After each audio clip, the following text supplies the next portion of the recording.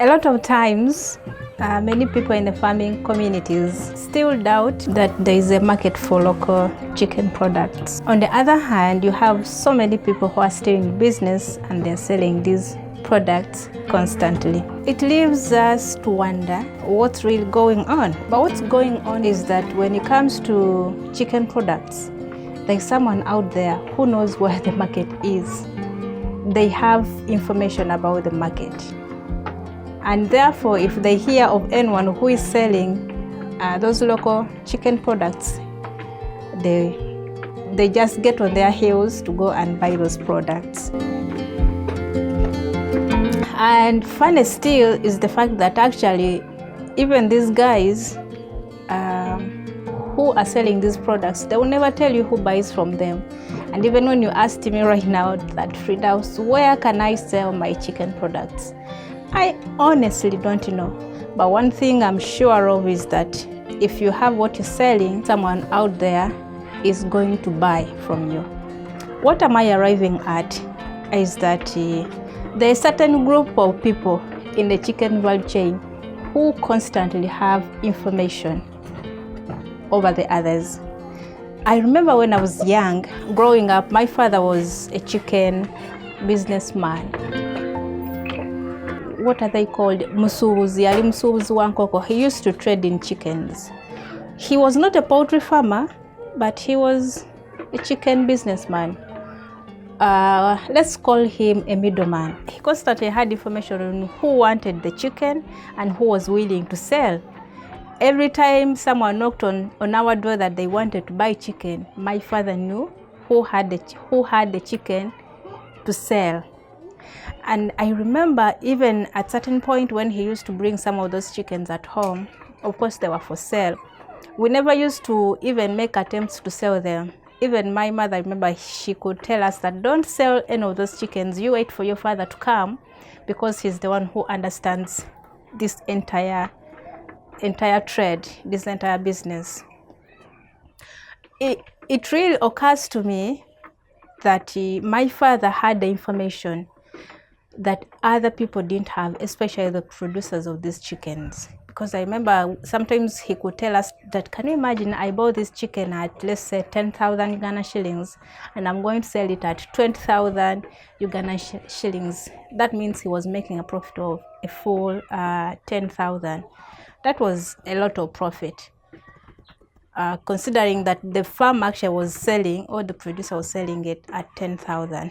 And I think this explains my love for chickens. The fact that I'm still glued into this business of chickens, I think it traces back to my childhood, where my father used to sell chickens. Even now he still trades in it, but not as much as he used to.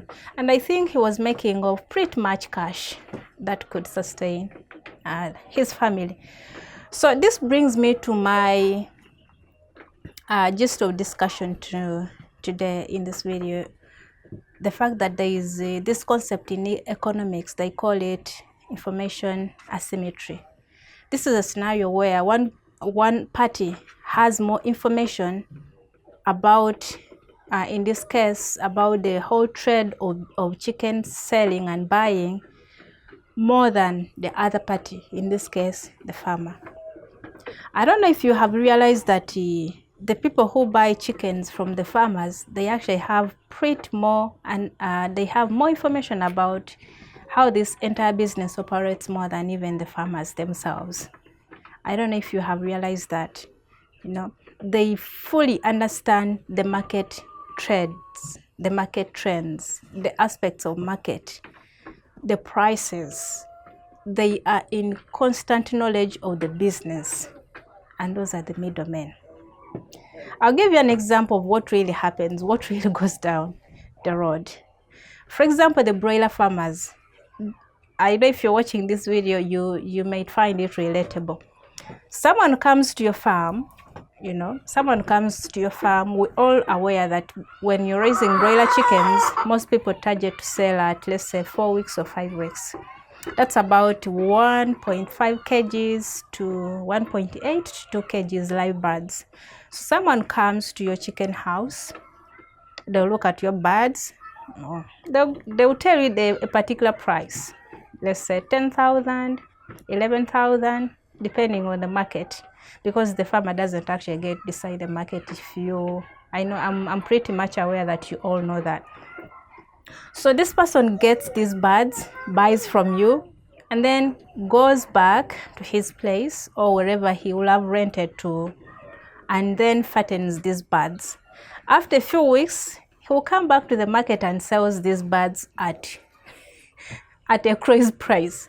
Let's say if he bought from you a week ago, if he bought from you at 10,000 per bird, he'll go back and sells them after 2 weeks. So we'll be selling them at 20,000 or 25,000 live birds. And that is what we call a middleman. So he'll be making a huge profit off your bird. Usually when farmers are selling these birds at that particular week, these middlemen, they know that now the farmer can't stay with these birds any longer. Their budget dictates that they actually sell off these birds at this particular time. So they know your situation more than even the way you even understand it. They'll come because they'll even dictate for you a price, because they know you are supposed to sell off those birds so that you can bring in another batch, because that's how you do your own business. And they know you are not aware of the market trends. They know you're not aware of what's happening in the market. So because they have that advantage over you, that information advantage over you, they give you a certain price, they go back, they fatten these birds, and they sell them at a crazy price, way less than what they gave you. That's one of the examples of what happens. Another scenario, what happens, because these guys have more information about chicken business more than you do, they will come to your farm. I don't know if you guys, they'll come to your farm, they look at your chickens, maybe they have some bit of flu.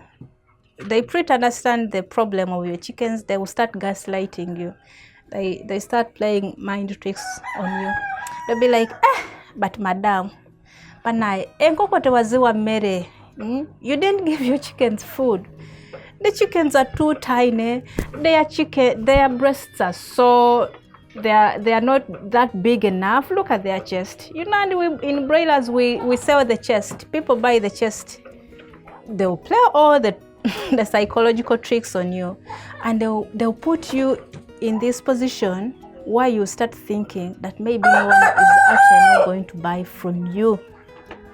They will seem as if they're the savior, because they know the predicament you are in. So what they will do, they will make you feel as if you didn't do a proper job at raising your birds. They will even start advising you, when you bring the next batch, make sure you give them a lot of food.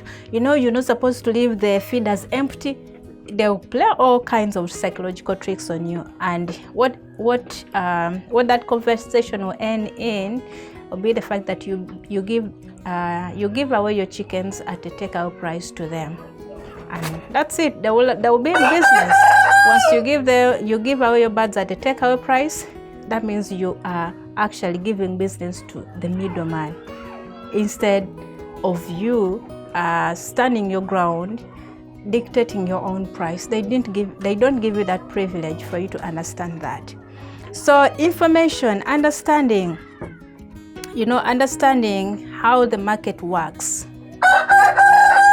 on a daily basis is really, really important. And I think from my video, or from what I've talked about here, you really understand what the problem is.